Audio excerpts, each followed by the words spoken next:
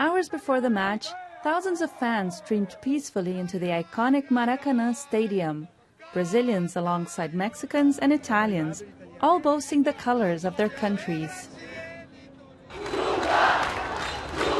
But a few blocks away, other flags were raised, and the crowd wasn't cheerful. Hundreds of demonstrators protested against the billions of dollars spent in the World Cup and the lack of investment in public works. Banners compared the costs of the World Cup and the Olympics with the minimum wage and asked passers-by to excuse the hassle. The protesters said they were trying to change the country.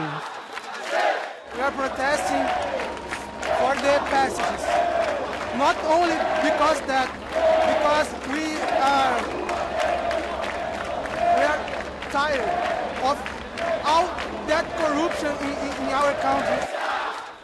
The group wanted to get closer to the stadium, but faced several barriers. They chanted "No violence." As they tried to negotiate their way further, police reacted. It was clear trouble was coming, and people began to flee. Riot police used tear gas to disperse the crowds and pursued protesters away from the stadium. Some officers seemed determined to dampen the crowd's enthusiasm.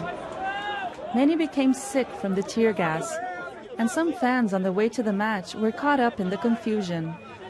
I just arrived trying to get to the game, and then I saw I was in the middle of a protest. Confrontations continued even during the match. As the game was almost over, a small group of protesters managed to reach the Maracana's main entrance. The crowd eventually dispersed, and no tear gas was used.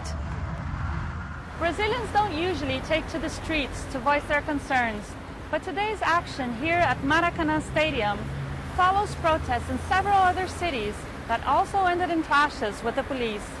Demonstrations are planned for the next few days, both here in Rio and across the country.